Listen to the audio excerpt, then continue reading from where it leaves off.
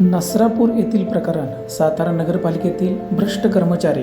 साताऱ्यातील एक नामांकित हॉस्पिटल यांचे बांधकाम मंजूर नकाशाप्रमाणे झालेले नाही.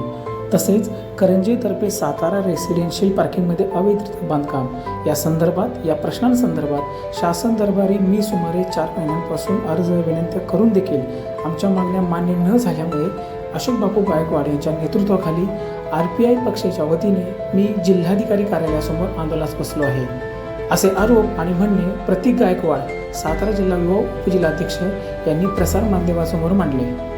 कार्यालय सातारा येथे आमचे नेते पश्चिम महाराष्ट्र अध्यक्ष तथा सातारा जिल्हाध्यक्ष माननीय अशोक बापू गायकवाड यांच्या नेतृत्वाखाली त्यांच्या आदेशाने आम्ही जिल्हाधिकारी कार्यालय येथे बाहेर उपोषणाला बसलो आहोत. आमरण उपोषण आहे. आमच्या मागण्या अशा आहे की एक 15 दिवसापूर्वी आपल्या महाराष्ट्राला काळेमा बसणारी घटना घडली की पुणे जिल्हा भोर तालुका नसरापूर येथे 4 वर्षीय बारकं बाळ होतं. 4 वर्ष म्हणजे ज्या बाळाला बिचारीला नीट चालायला येत नव्हतं का नीट बोलायला येत नव्हतं, त्या बाळाची एका 65 वर्षीय नराधमाने अत्याचार करून हत्या केली. त्यामुळे त्या नराधमाला तात्काळ फाशी देण्यात यावी या मागणीसाठी येथे आम्ही आमरण उपोषणाला बसलो आहोत. त्याचप्रमाणे आपले जिल्हाधिकारी कार्यालयापासून परंतु तिथे डॉक्टर्स हे डॉक्टरांना देव न मानता त्यांनी राक्षसी भूमिका चालू केलेली आहे. पेशंट ॲडमिट गेल्या डायरेक्ट 20,000 द्या, 30,000 द्या, डिपॉझिटची मागणी केली जाते. हा प्रकार अत्यंत चुकीचा आहे. तुम्हाला पैसे घ्यायचे सोडताना घ्या ना पेशंट. ते पैसे सोडल्याशिवाय भरल्याशिवाय तुम्ही सोडणार तर नाही.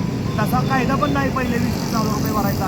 हे चुकीचं आहे. आणि त्यांनी नगरपालिकेला जो मंजूर नकाशा असतो, मंजूर नकाशाप्रमाणे त्यांनी बांधकाम केलेलं आहे, अवैध बांधकाम केलेलं आहे. त्यामुळे ते प्रतिभा हॉस्पिटलचे अवैध अनधिकृत बांधकाम पहिले तात्काळ पाडण्यात यावे. त्याचप्रमाणे प्रतिभा हॉस्पिटलचे नगरपालिकेतील कर्मचारी अनिकेत कासार याच्याबरोबर साठेलोट आहे.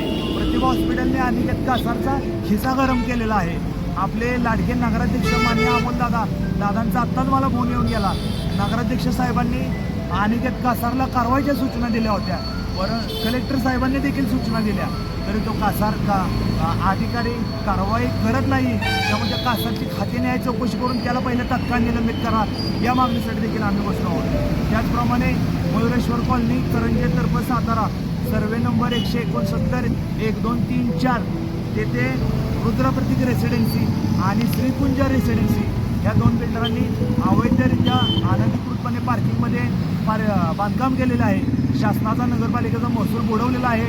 म्हणून ते अतिक्रमण तात्काळ पाडण्यात यावे या मागणीसाठी बसलेलो आहोत. आणि आताच आमचे नेते माननीय अशोक बापू गायकवाड येत आहे.